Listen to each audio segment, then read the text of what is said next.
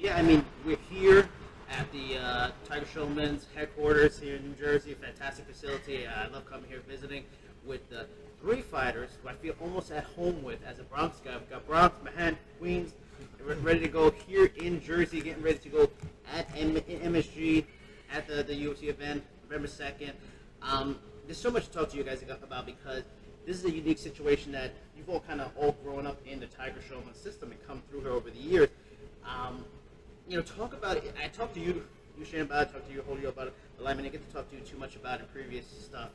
How did you come about getting into like the Tiger Schulmann system and joining up? Like, were you both like them young kid came up and joined an affiliate in Manhattan or whatever? Or how'd that come about? So originally, I didn't have the early start. Most of the other guys on the team did. By starting young, I had a late start in martial arts, and I was born and raised in Spanish Harlem, Manhattan projects. So I was surrounded by a lot. Which projects? I lived in Jefferson projects for a while. Lived in Johnson, and then went back to Jeff. Anyways, it's pretty much just like a lot of gangs, drug violence, the whole nine. And my mom wanted me to do something to kind of get away from that. So we came up with the idea of doing something together as a hobby. So we did our research, and the school in Manhattan, on 19th Street, the Tiger Schulmann's Manhattan location popped up. So we figured we'd just go over there, give it a try. And then from the moment we first walked in, we felt welcome. There was a good atmosphere. I saw the classes going on at the same time, and I had a very weird perspective about martial arts, and I could almost see myself doing it. I saw myself years ahead, almost like tunnel vision, that this is something that I definitely want to do for a long, long time. And little did I know, almost 20 years later, here I am now, doing it for a living. Now, for you, you got it into it because you were a heavy kid. You wanted to. Wait, did you foresee yourself being a fighter one day, and like visions like that? Not at all.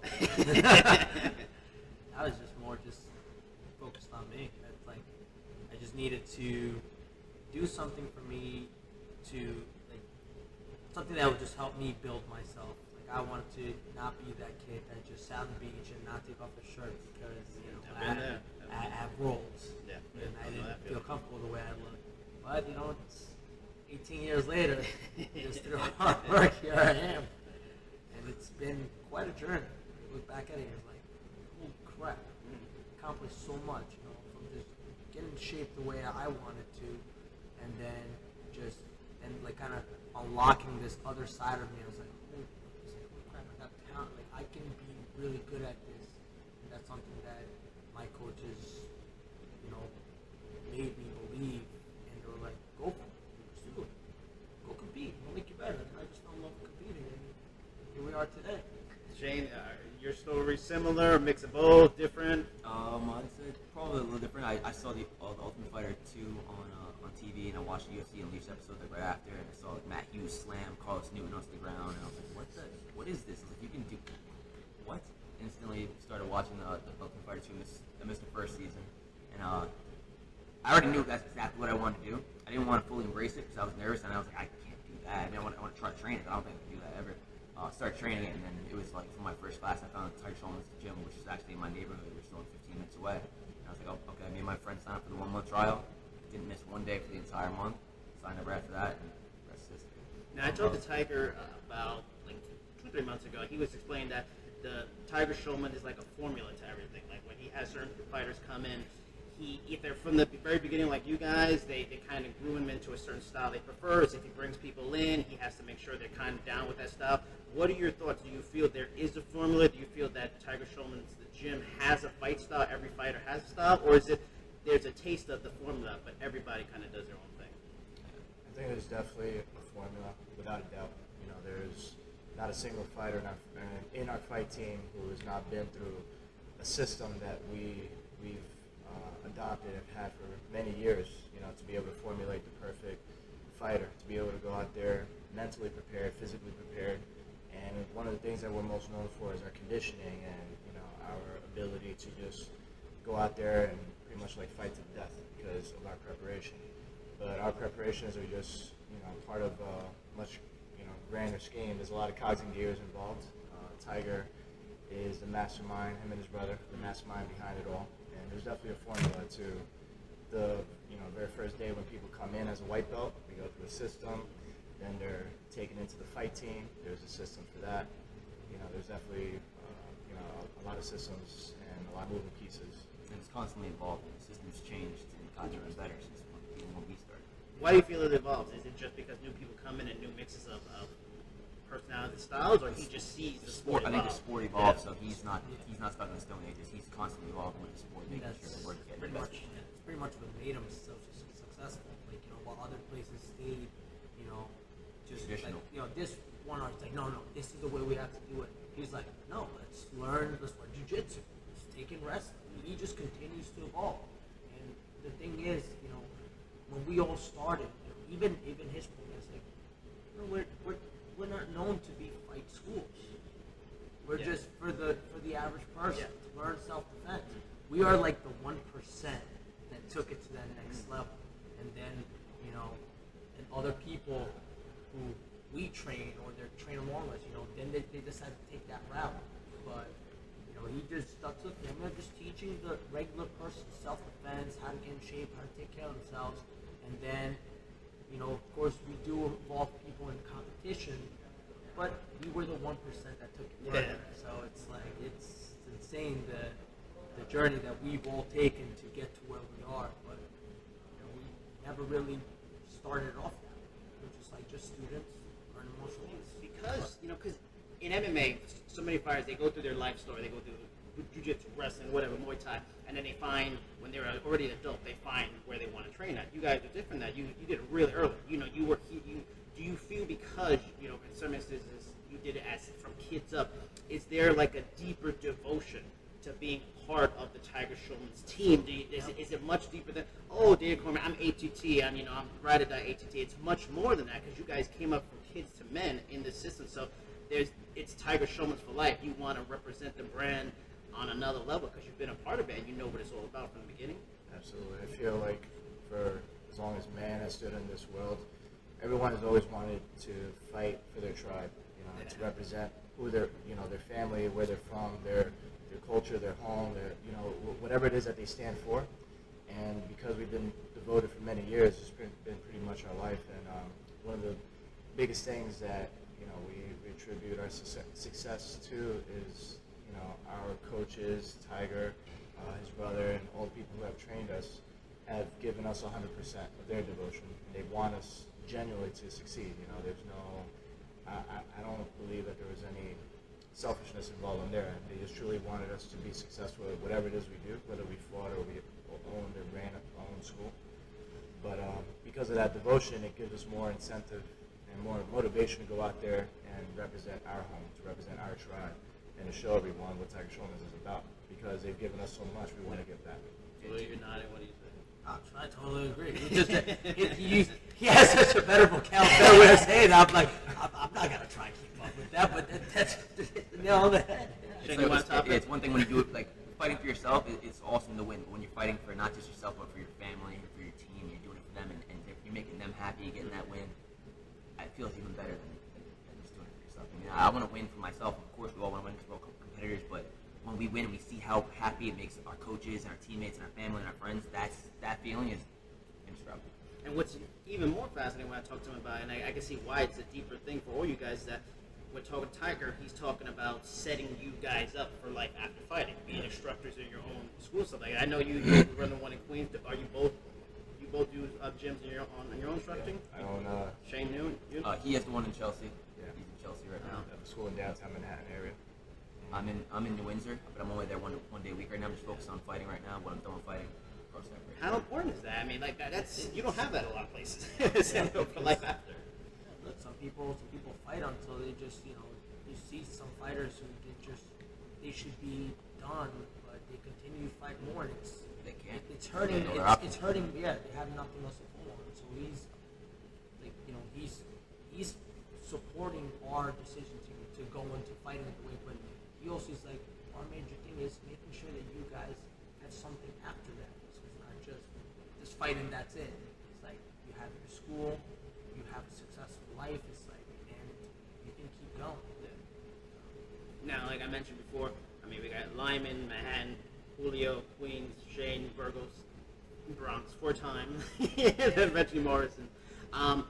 We're talking about devotion and caring about things. How important is it, especially going to this MSG card, and is it to be representing New York? Because in the end, for a long time, especially because you guys all know, it took a long time for legalization to come to the state and to the city. So there's not that. Definitely was always an MMA segment, but you guys, along with a guy like a David Branch, are really putting New York City MMA. John Jones, Rashad, they're upstate New York. It's not New York City. You guys are putting New York City MMA on the map. Is there a pride to that? Is there an importance to it? Is there like a not only represent Tiger Schulmann, even though we're in Jersey, represent New York City? You guys are New York City MMA. I was born and raised in Manhattan my whole life. A lot of the few fighters actually from there, and as a kid, walking, past the outside of Madison Square Garden. So there's definitely a sense of going in there to represent, your childhood. Seeing the building as an iconic, an image. It's an image that represents not only your childhood, but your hopes and dreams of one day being able to compete at that level. Now, all three of you, oddly enough, also, this is not the first time you're all going to be on the same card at MSG. Yeah. The third, which I was at that one too. What was the experience like? I know how important it is for you. You growing up, like, was it surreal? Was it a weird moment when you get out there, you look at the roof? Do you snap into it because once you're in a cage, or you got to kind of take it in and like enjoy it? Is it crazy?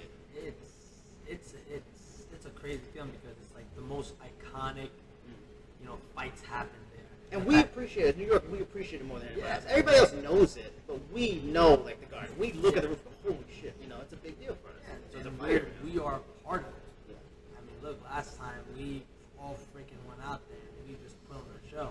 And I left a clone of myself over there. Yeah, we tell it. Yeah. But it's like we left like a staple there. And we get to do it again. So it's like another, like for me, it's more like a great memory that we get to have, as a team. We fought last time, now we get to do it again. And then each time just more and more and more.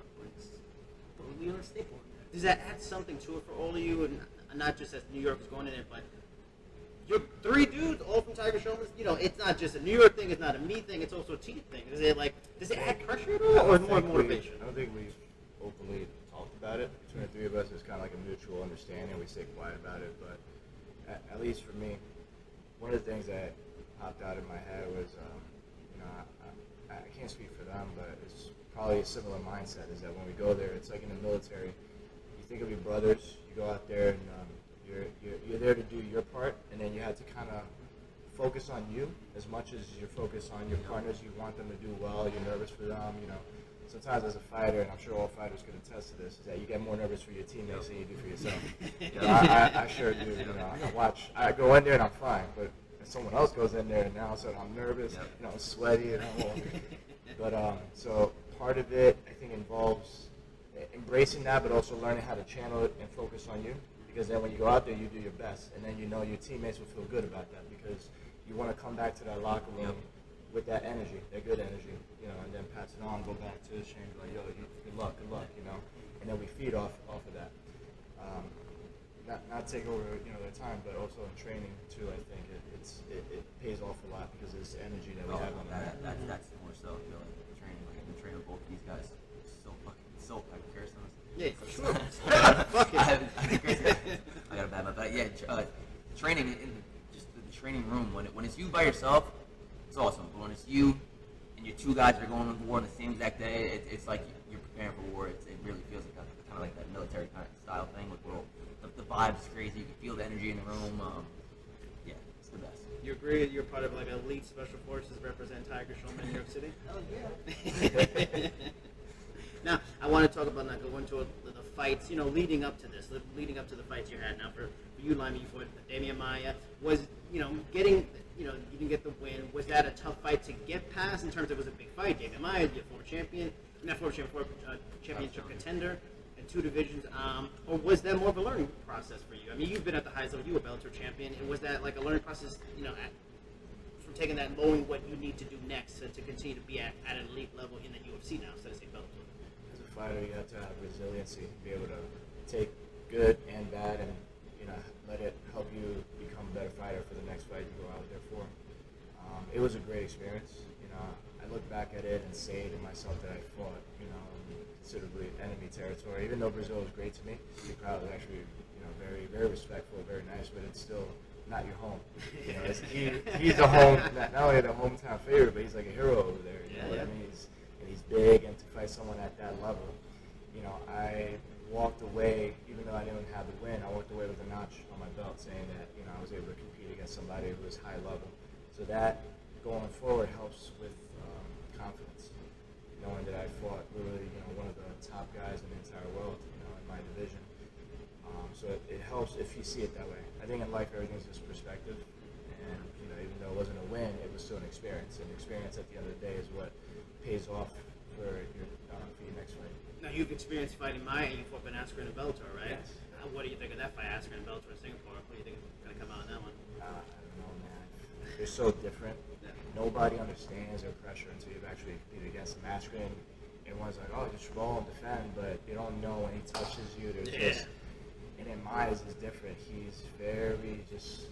It's hard to explain. You make one mistake, he'll capitalize on it. You know, and we'll see. That's actually a fight I'm interested in seeing how it's going to go. I don't know what you guys think. Please go. I got Maya, but I think Askren's gonna actually try to stand with him a little bit. Yeah, I don't think. Yeah. So I think I mean, people always talk about like that. You know, when two people are really, really good at something, there's a cancel out factor. You guys are fighters. You know, is that true?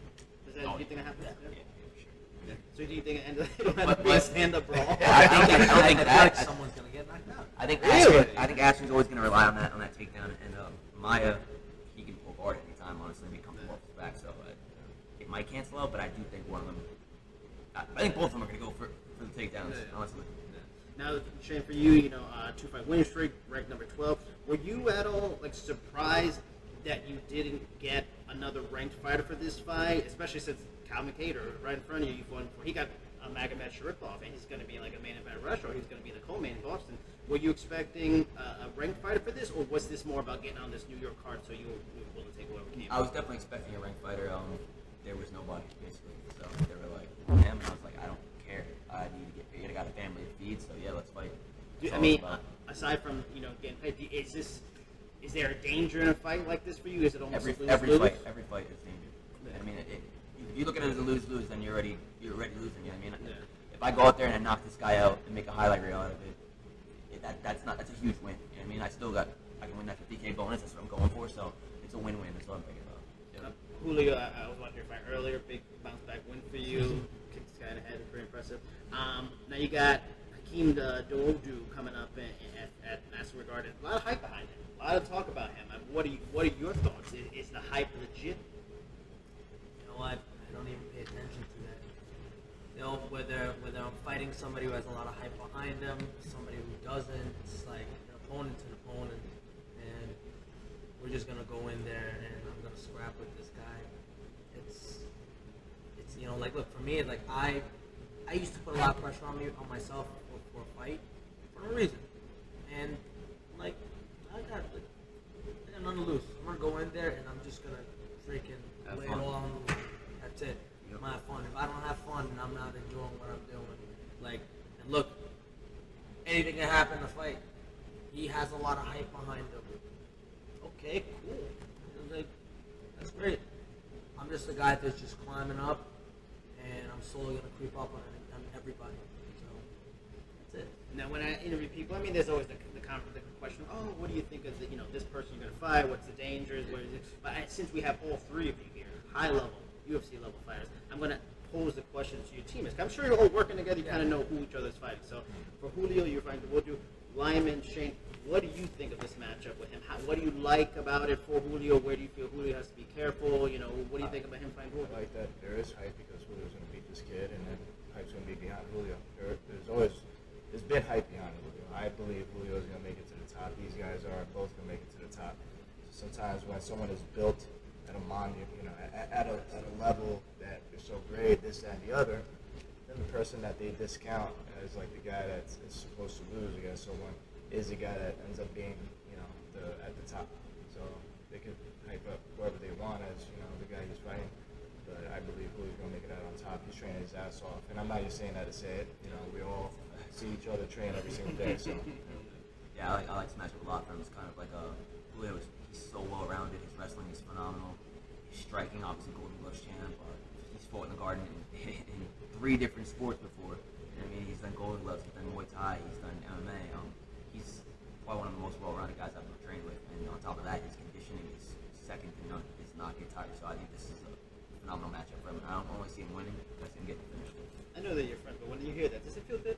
Oh, it feels freaking fantastic. It's true. I'm It not hypes me up. If you want to hear Well, me saying that. It's like, it hypes me The up. good thing about our testaments about Julio is that we're actually talking from what we see, not from how we 100%, feel. yeah.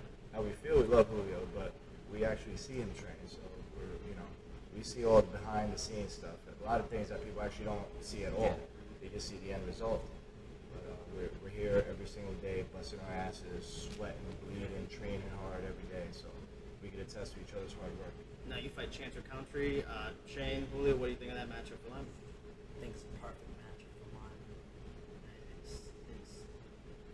You look at somebody who's been in the game for so long.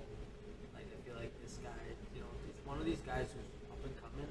And you know what? You never count someone like Lyman out, right? Because you do, you're going to sleep pretty much. I mean, like, look, you saw what he did to his last guy. It's freaking good. He did to Ben Saunders. Everyone's like, Ben Saunders this, Ben Saunders that. We brought the only animal out of him and just freaking smashed the dude. He's born for this. I swear, he was like a Viking or something in a past life. Like, he really was. I'm not even just saying that. Like, he's like, when you think of a fighter, like mindset, that's him. I train with him after he's doing training. I can just see him visualizing how he's knocking the guy out. He's putting his hands up. He's looking down, like he's visualizing somebody there. He's going like this, and I'm like, yeah, he's a fighter through and through. Yeah, I know this dude is just so tough. There's one time I was eating food in front of him, and he ate shellfish that he was allergic to. And he was like, yo, you alright? It's like, you're allergic to shellfish. I'm like, why don't you stop eating it? Nah. He just kept going. It's like, That's what a Viking would do, Next right? level tough. That's what a Viking would do. It's good. Now, Shane, you got Makwan, Lyman, Julio. What do you think about Shane? First of all, do you think Shane should have got a bigger opponent? They should have held off of somebody. And what do you think of this fight? at the level that Shane's at, he should be fighting a higher opponent because that helps him come up. But look, he said, I want to take this fight. I would believe Shane takes the fight. He's like, he wants to fight. He wants to make it to the top. So, he's like, I want to take this fight. Yeah, this dude, whether he presents danger, he's like, he doesn't care. Shane's gonna go around and fight anybody. And the fact that also this guy hasn't fought in just like a year. No, yeah, he just been more active lately. He fought in June. He fought what, Chris Fishkel. Yeah. But you know what though? Shane's been active. Shane's been on. He's been staying ready since the last fight. So it's like he's not wasting any time. He wants to get in there. He's hungry for it. So I think the fact that he wanted to fight and he said, ranked or not, just give me somebody. It just says a lot about him being a fighter, through and through.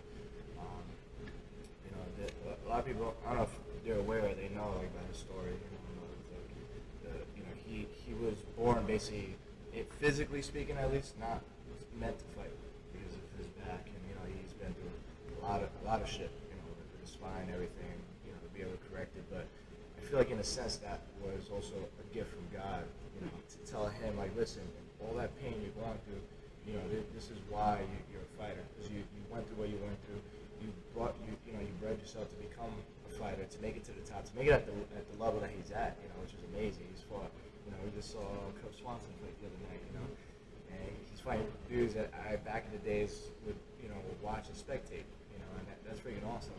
As teammates, it's cool to see one of our own teammates fighting people that we used to watch and we're fans of, so mentally, I think Shane is just very prepared and he's ready to make it to the top and become a world champion one day. I'm excited for him.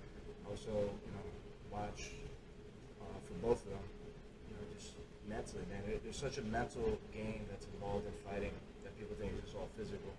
These guys train. When they're done training, they train more. When they're done training more, they have to go back and then teach. After they're done teaching, at the end of the day, they train some more after school again. They go home, sleep a few hours, come back the next morning, do it all over again. You know, and I get a test of that because I've seen it, seen it myself. So, as far as Shane's opponent, I like that he's also a shit talker. It hypes up the fight, and I love seeing people like that put to sleep. So I have no doubt that's how the fight's going to finish. Shane's going to put him to sleep. I'm glad you brought up yesterday. Did you guys watch all of yesterday? Did you camp in the prelims? Yeah. Did you see the fight with Davis and Gifford? You were just talking about that. Yeah. What were your thoughts? I mean, because it's an interesting perspective to get it from you guys, the fighter. Because I talked about it on the podcast last night. The commentators were talking about it last night too.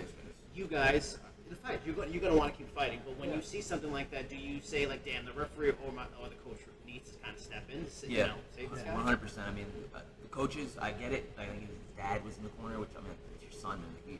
If it was my son, I personally would have stopped the fight. Coach is a little bit different. You don't want to upset your fighter. But I put one blame on the referee. At no point was Gifford landing any bombs that were going to knock Davis out. He wasn't getting any takedowns. Just stop the fight in between the corners. Just stop it. Just stop it. The guy didn't need to get knocked out with 10 seconds left. If it would have been a corner stoppage in between rounds, that would have looked a lot better. Where it said TKO, corner stoppage, and him getting flatlined like that, man. Like it was hard to watch. It was really hard to watch. I'd rather he would be upset that you stopped it and saved them than him dealing that extra damage that he did to. And he was done. And I think Bisping made a fascinating point in terms of from a fighter's, well, not Bisping, actually Trevor Whitman, from a coach's perspective, saying that more reason you have to stop it because the goal is for every fighter to be a champion and make a ton, and everything like that. But not everybody can do it. But still, you have a finite time to make money in this industry, and by putting a person in there, you're taking not only just fight years off, but life years too. Is that another reason why people need to step in and be aware? Because you're costing a guy money long term. I mean, just look at when Gaethje fought Cerrone. Gaethje actually got upset that the ref was kind of just standing there after Cerrone was out, even though he didn't think he was. But it's like Gaethje even yelled at the ref, like, "Dude, what are you doing?" It's like he's down. I don't want to keep hitting him. Just call him.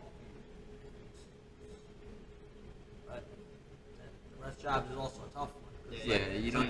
Ref job is a hard job. You don't get a pat on the back and do a good job, and when you do a bad job, you just get roasted. So it's a hard job as ref. But it's like it's never easy.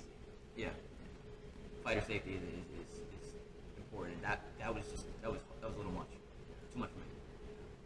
Now you mentioned in terms of shit talking, but I'm sure there's shit talking here at the gym between fighters, between friends, stuff like that. Is there a time you shit talking and to shut a guy down? I mean, I'm Bellator champion, like I'm ranked UFC. Like, do you throw things like that around at each other at all? Like, I beat this guy, you don't beat him. Do you throw stuff like that to shit? Not at each other. Not us three, but other guys like Jimmy, Lewis, they'll still do that. But us three are pretty. We bust each other's chops all the time, but just like that.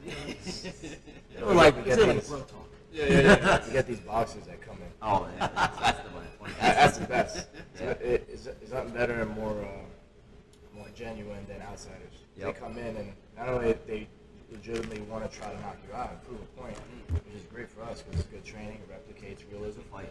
Yeah, it's a fight. But the shit talking is just unparalleled. Not even just from the fighter. Coaches.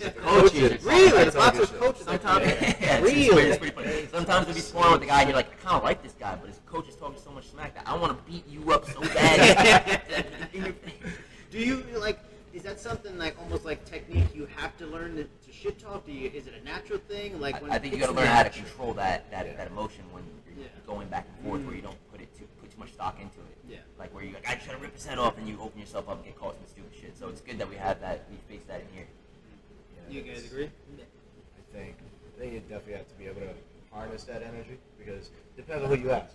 There's some fighters that are good at it and they embrace that kind of energy where they shit talk it, but they do it not because they mean it. They do it because they know that the purpose of it is to get under their skin and cause them to do something that is out of their character or out of their game plan. So there's a little psychology behind it. But on the receiving end of that, you have to be able to kind of just block it off, stay focused, stay within your game plan, and learn how to control emotions. And like Shane said, would any of you consider yourself shit talk instigators or more counter punchers?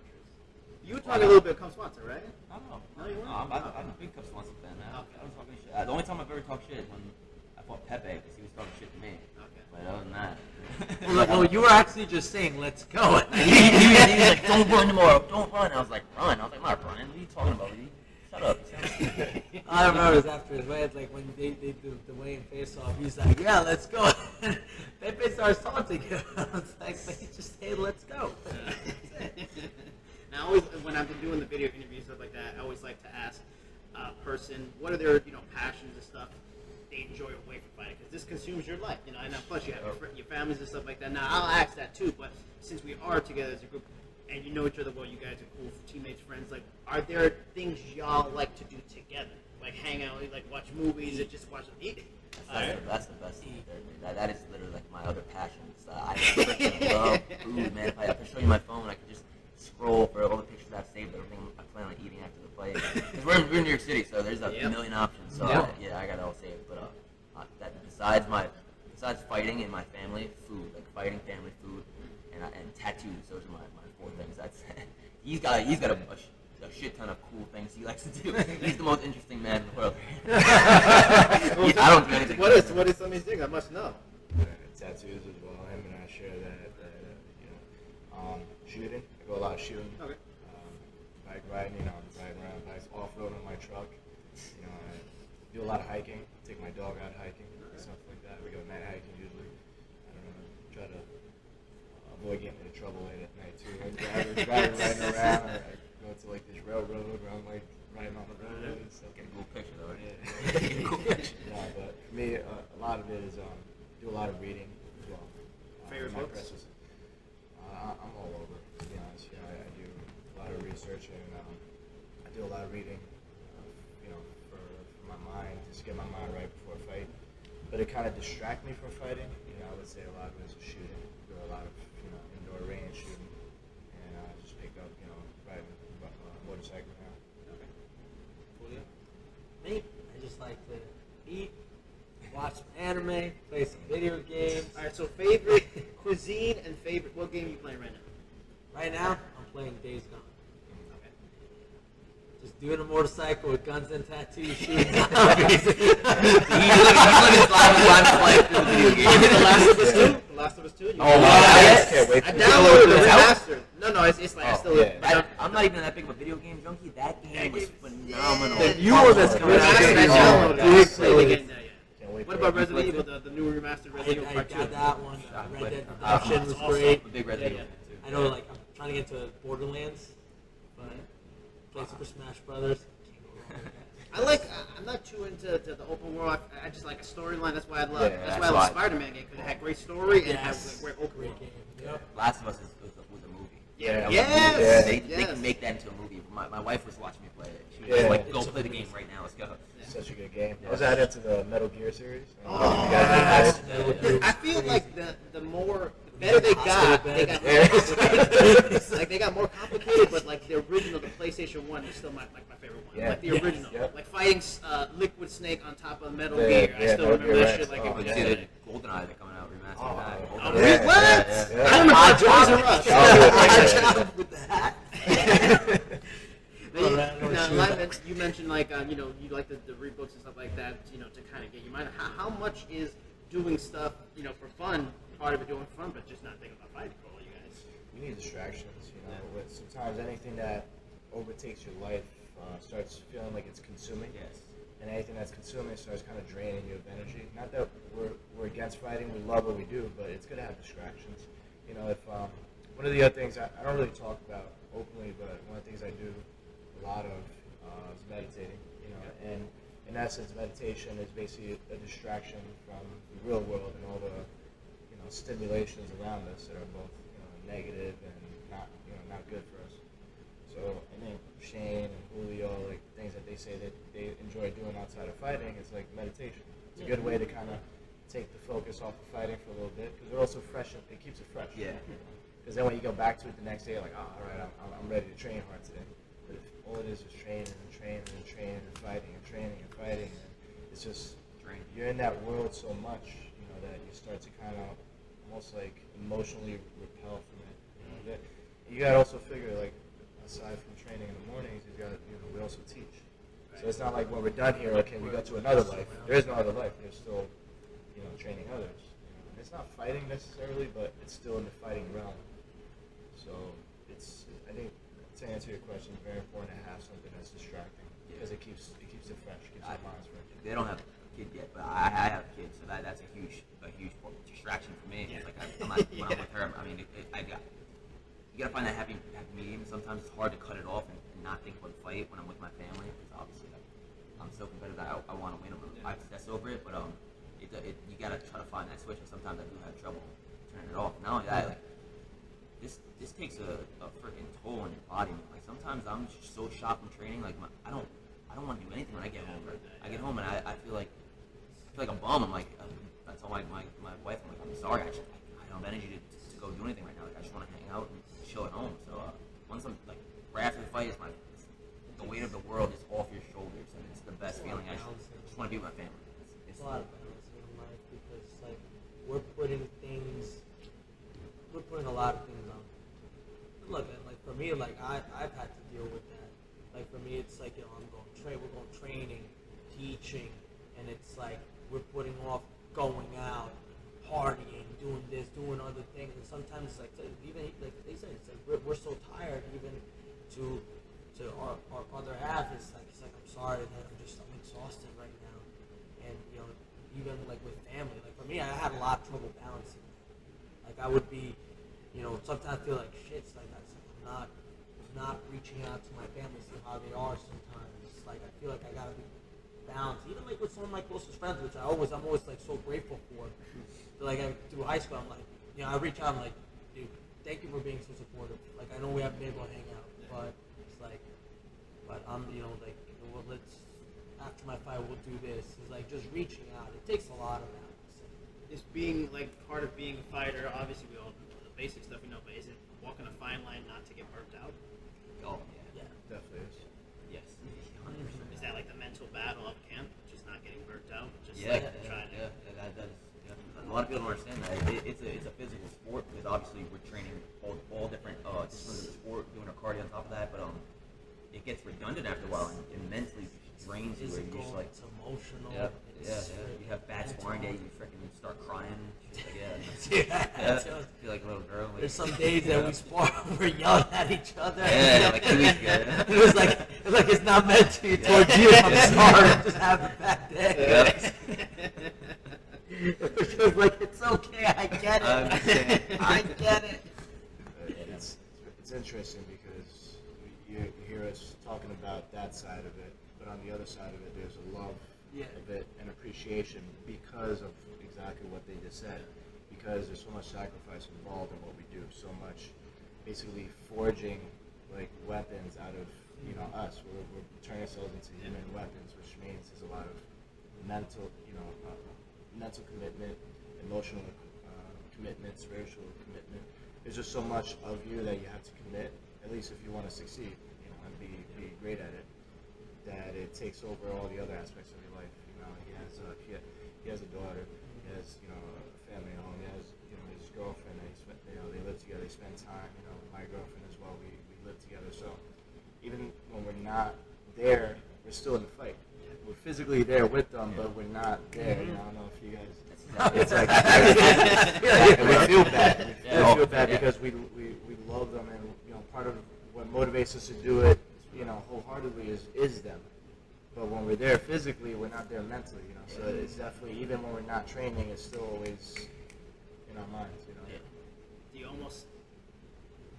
you have to almost find it's hard enough finding that right person, but do you have to it's even harder because they have to be understanding of this unique life that you guys have? I think all three of us have girls that do understand it. Like, Lucky they do understand it. We have such a great significant other because they understand the lifestyle that and they've been we're going so through. long. Yeah, so they've been through the ups and downs of our journeys. Through our wins, through our losses, through our fight camps, through everything. So, shout out to the MMA wives. Yep.